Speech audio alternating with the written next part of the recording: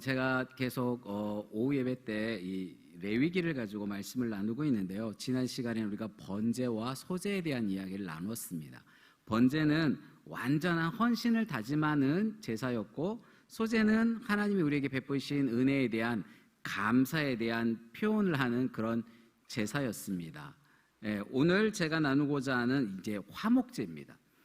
이 화목제는 우리 청복교회가 가지고 있는 비전과 딱 맞습니다. 청복교회 가지고 있는 비전이 하나가 함께 울고 함께 웃는 교회잖아요. 화목제가 그렇습니다. 바로 하나님과 함께 울고 하나님과 함께 웃는 예배, 바로 이웃과 함께 울고 이웃과 함께 웃는 예배가 바로 화목제인 줄로 믿습니다. 저와 여러분이 이런 화목제를 꿈꾸시기를 간절히 소원합니다.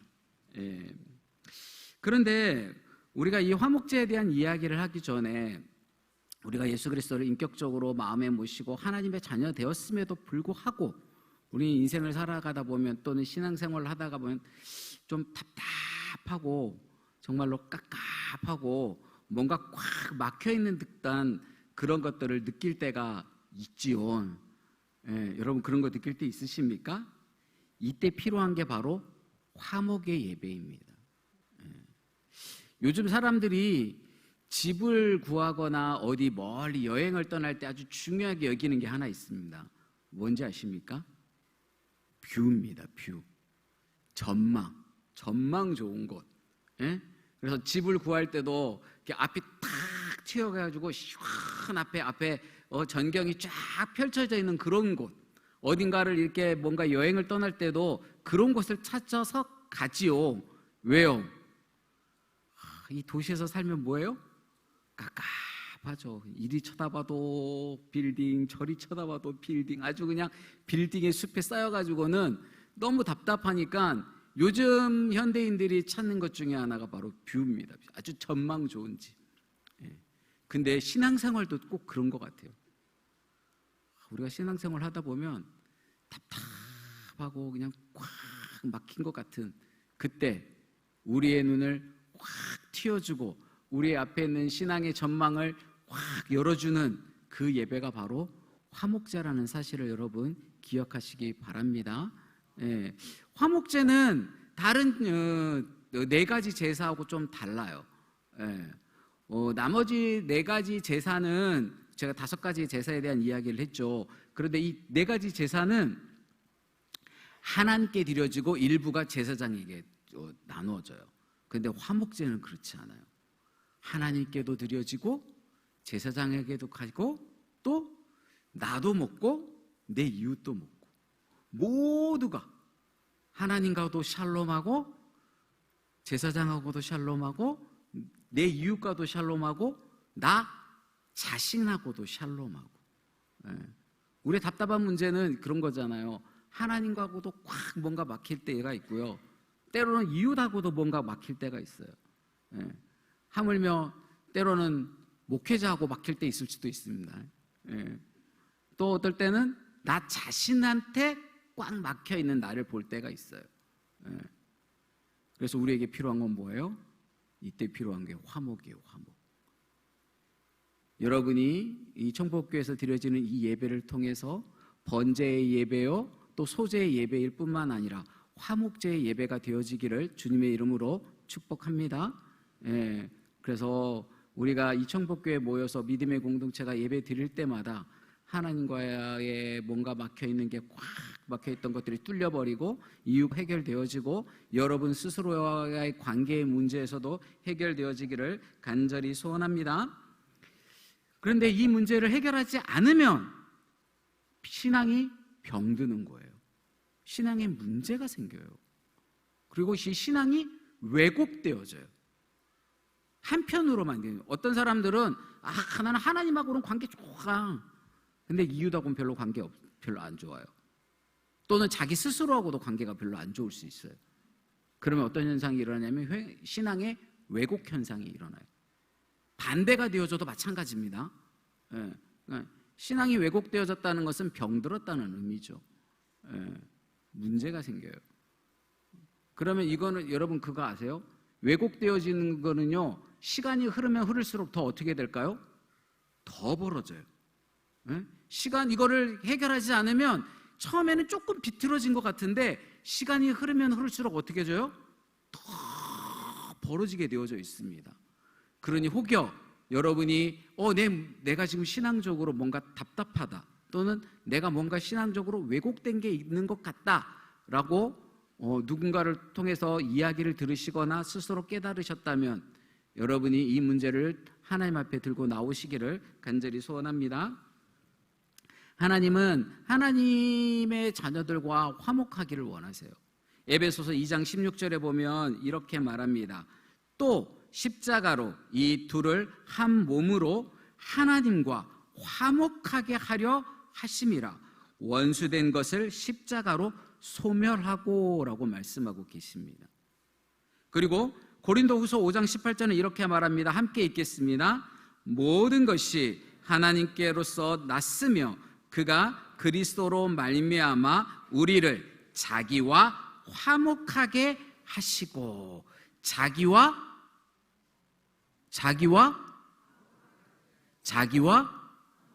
이 자기가 누구예요? 그죠? 하나님과 화목하게 하시고.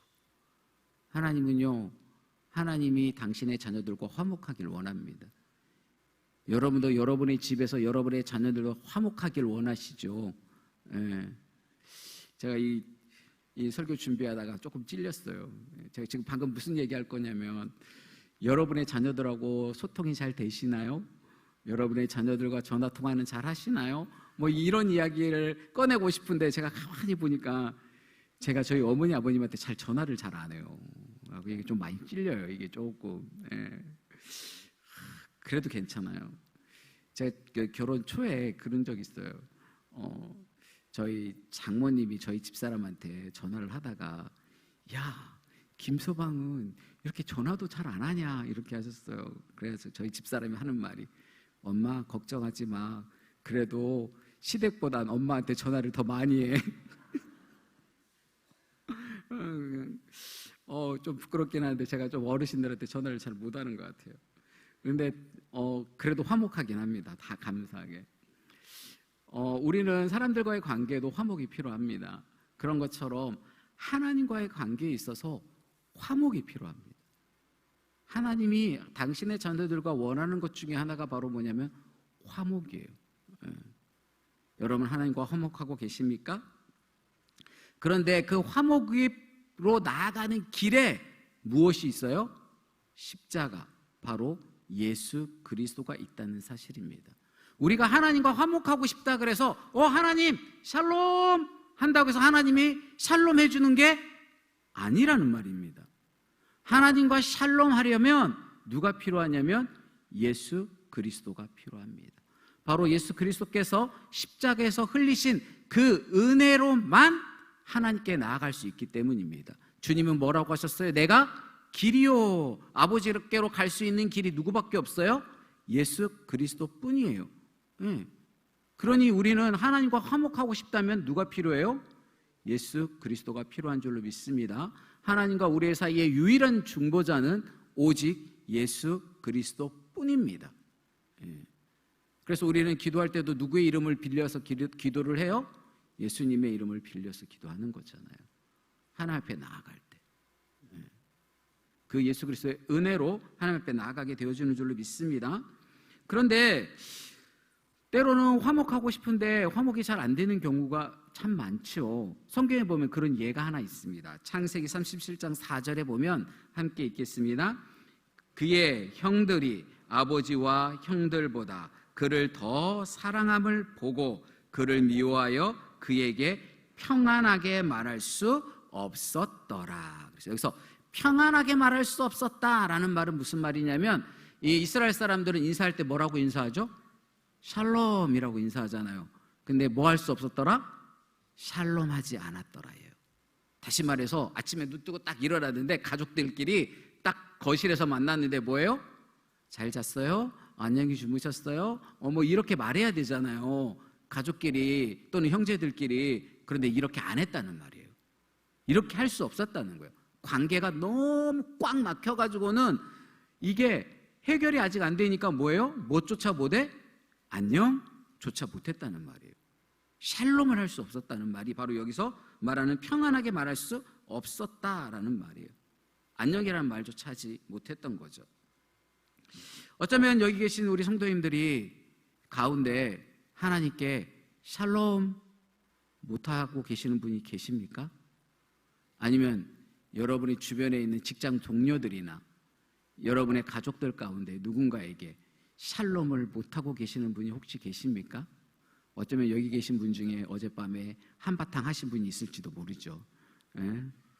그리고 지금까지 씩씩 하면서 샬롬이 안 됐을 수도 있겠습니다. 우리의 삶 가운데 샬롬이 지속되어지면 얼마나 좋겠습니까마는 때로는 우리가 샬롬이 멈추는 때가 있어요. 그때 우리에게 필요한 건 바로 뭐예요? 화목의 예배예요. 우리가 이 예배를 통해서 하나님과 샬롬 되어지고 내 이웃과 샬롬이 되어져야 하는 거예요. 여러분이 이 예배의 자리가 번제의 예배일 뿐만 아니라 소제의 예배일 뿐만 아니라 이제는 우리는 무슨 예배의 성격도 같이 가지고 있어야 돼요? 화목 예배의 성격이 같이 있어야 될 줄로 믿습니다. 여러분이 하나님 앞에 기도해도 하나님이 들으시는 것 같지 않고 뭔가 답답하고 여러분이 그런다면 여러분과 하나님 사이에는 또는 여러분과 이웃 사이에는 뭐가 가려져 있는 거예요? 담이 가려져 있는 거예요. 성경은 이렇게 말합니다. 그 담에 대해서 이사야 59장 2절에 함께 읽겠습니다. 너희 죄가 그의 얼굴을 가리어서 너희에게 듣지 않으시게 함이니라 그랬어요. 하나님과 얼굴을 확 가렸는데 뭐가 가렸다고요? 죄가 그렇게 한다고요. 여러분 하나님과 뭔가 답답해요? 그러면 하나님과 우리 사이에 뭐가 가려져 있는 거예요? 담이 가려져 있는데 그게 바로 죄의 담이라고요. 시편 66편 18절은 이렇게 말하고 있습니다. 함께 읽겠습니다. 내가 나의 마음에 죄악을 품었더라면 주께서 듣지 아니하시리라 그랬어요.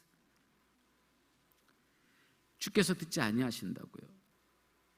그래서 우리는 기도할 때 무슨 기도부터 해야 되는 줄 아세요? 회개 기도부터 해야 되는 거예요.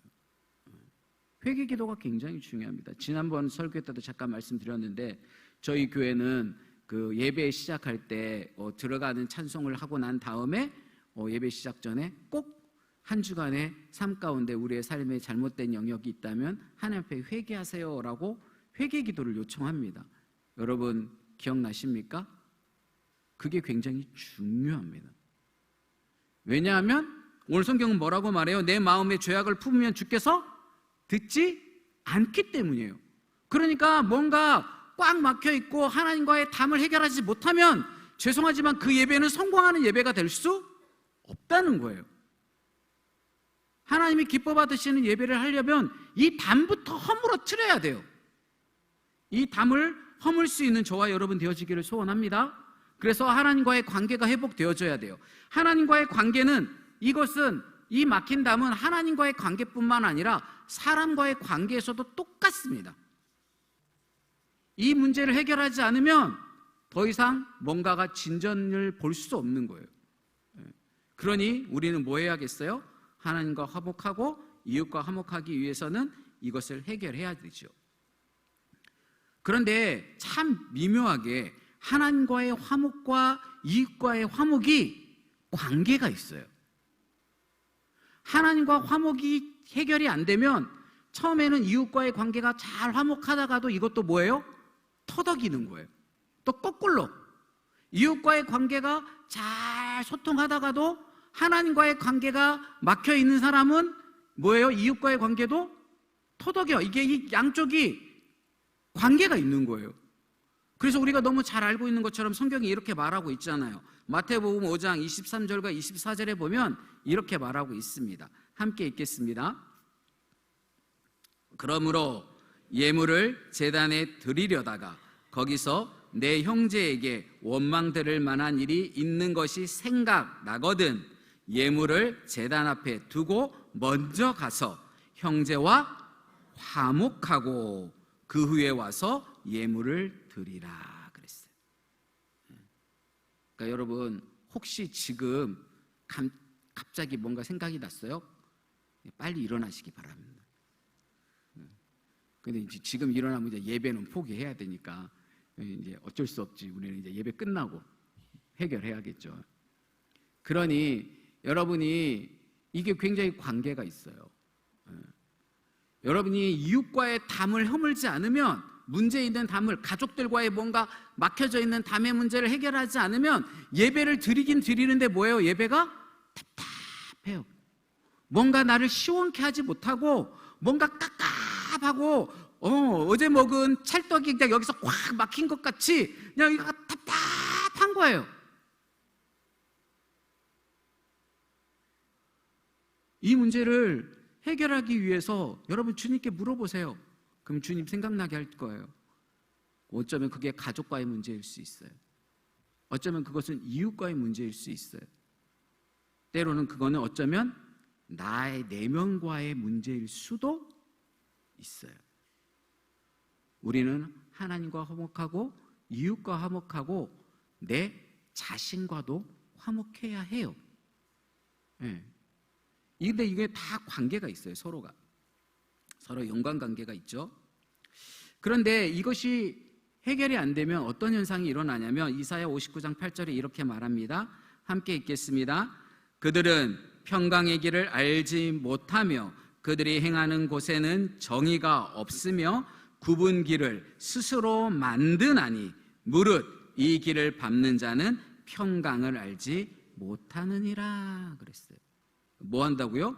스스로 굽은 길을 만들어. 아주 꽁 해가지고 내가 두고 봐라. 내가 너한테 절대 너를 용서하지 않으리라. 너 어떻게 나한테 이럴 수 있어? 이걸 꽉 붙들고 있잖아요. 그럼 뭐 한다고요? 굽은 길이 되어진다고요. 스스로가 이런 굽은 길을 만들게 되어진다고요. 그러는 자에게는, 그런 길을 밟는 자는 뭐가 없어요? 평강을 알지 못한다. 샬롬이 없는 거예요. 샬롬이 평강이거든요.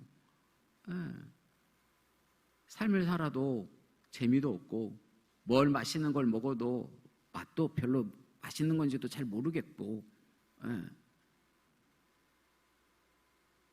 왜? 평강이 없기 때문이에요. 어떤 분들이 가끔 가다가 삶이 재미없다고 말하는 분들이 있어요.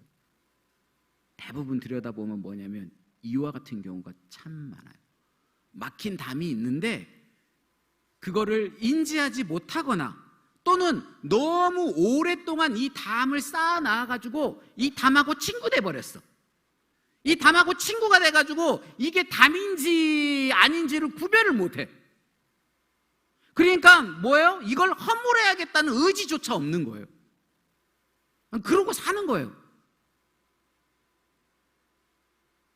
그러니까 평강의 길을 걷지 못하는 거죠. 답답하죠. 꽉 막힌 것 같고 뭘 먹어도 소화도 안 돼. 날마다 소화제를 달고 살아. 아주 그냥. 여러분의 삶 가운데는 어떻습니까? 혹시 여러분도 하나님과 멀어져 있습니까? 이사야 59장 2절은 오직 너희 죄악이 너희와 너희 하나님 사이를 갈라 놓았고 라고 말합니다. 그런데 에베소서 2장 13절에 이렇게 말합니다. 우리 함께 읽겠습니다. 이제는 전에 2장 13절 이제는 전에 멀리 있던 너희가 그리스도 예수 안에서 그리스도의 피로 가까워졌느니라 그랬어요. 우리가 뭔가 하나님과 관계가 멀어졌고 막혔던 담이 가까워지는데 뭘로 가까워지는 거라고요? 예수 그리스도 안에서 그의 피로 가까워지느니라 그랬어요. 이거는 두 가지 의미가 있어요. 우리가 원죄로 인해서 하나님과 멀리 멀어졌던, 하나님과 관계없었던 자로서 있었을 때 예수 그리스도의 보혈의 피로 하나님의 자녀됨을 의미해요. 또 하나는 하나님의 자녀 되었음에도 불구하고 죄로 인해서 막힌 담으로 인해서 하나님이 들으시지도 않는 그런 상황 가운데 있을 때 이것도 해결하는 방법은 뭐뿐이에요? 예수 그리스도의 보혈뿐인 줄로 믿습니다. 그러니 여러분이 막힌 담을 허물고 싶다면 무엇을 붙들어야 돼요? 예수 그리스도의 보혈을 붙들으셔야 될 줄로 믿습니다. 예수 그리스도의 보혈만이 저와 여러분의 이 문제를 해결할 수 있는 유일한 해결책이 되어진다는 사실을 여러분 기억하시기 바랍니다. 여러분, 하나님과 샬롬하고 싶습니까? 여러분의 가족들과 여러분의 이웃들과 샬롬하고 싶습니까? 여러분의 내면에 있는 여러분의 자신과 샬롬하고 싶습니까? 그렇다면 예수 그리스도의 보혈을 의지하는 여러분 되어지기를 간절히 소원합니다. 이 화목제가 바로 깨어진 관계를 회복해주는 제사입니다. 우리의 예배가 정말로 화목제의 예배, 이 샬롬의 예배, 샬롬의 제사가 되어지기를 간절히 소원합니다. 고린도후서 5장 19절을 이렇게 말합니다. 함께 읽겠습니다. 곧 하나님께서 그리스도 안에 계시사 세상을 자기와 화목하게 하시며 그들의 죄를 그들에게 돌리지 아니하시고 화목해 하는 말씀을 우리에게 부탁하셨느니라. 그러니까 화목해 하는 말씀을 우리에게 부탁했대요. 그래서 20절이 이렇게 말해요. 하반절에 하나님이 우리를 통하여 너희를 권면하시는 것 같이 그리스도를 대신하여 간청하노니 너희는 하나님과 화목하라 라고 말했어요. 제가 여러분에게 다시 한번 간청합니다. 여러분, 하나님과 화목하시기 바랍니다. 우리가 하나님과 화목하는 것과 이웃과 화목하는 것은 뗄래야 뗄 수 없는 거라고 말했습니다. 우리가 건강한 신앙생활을 하려면 이 모든 것을 갖추어야 합니다. 우리가 건강한 신앙생활을 하려면 꼭 짝을 이루는 것들이 가끔 있어요. 성경에 보면 말씀과 기도로 거룩하여짐이니라 그랬어요. 그러니까 거룩한 신앙생활을 하려면 뭐가 필요하다고요? 말씀과 기도가 필요하다고요. 제가 예전에 이것을 자전거 페달에 비유해서 말씀드렸어요. 말씀만으로 페달을 밟을 수 없고 기도만으로 페달을 밟을 수 없고 뭐 해야 된다고요? 말씀, 기도, 말씀, 기도, 말씀, 기도의 페달을 밟아야 된다고 말했어요. 뿐만 아니에요. 이웃사랑, 하나님 사랑도 마찬가지예요. 하나님 사랑으로는 왜곡된 신앙이에요. 이웃사랑도 마찬가지예요. 그러니 뭐 해야 되는 거예요? 하나님 사랑, 이웃사랑, 하나님 사랑, 이웃사랑의 페달을 밟아야 돼요. 우리가 화목의 제사를 드리려면 똑같아요. 하나님과의 관계가 회복되어지고 이웃과의 관계가 회복되어져야 돼요. 그러니 우리는 이 두 개의 페달을 같이 밟아야 되는 거예요. 하나님과의 관계 회복, 이웃과의 관계 회복, 하나님과의 관계 회복, 이웃과의 관계 회복. 이것이 끊임없이 밟아질 때 저와 여러분에게는 평강이 이루어질 줄로 믿습니다. 화목이 이루어질 줄로 믿습니다. 그때 저와 여러분에게는 이 우리 교회 이 가지고 있는 비전처럼 하나님과 함께 울고 함께 웃는 예배자, 그리고 이웃과 함께 울고 함께 웃는 교회 되어질 줄로 믿습니다. 우리 청복의 성도님들 모두가 이런 예배자 되어지기를 주님의 이름으로 축복합니다.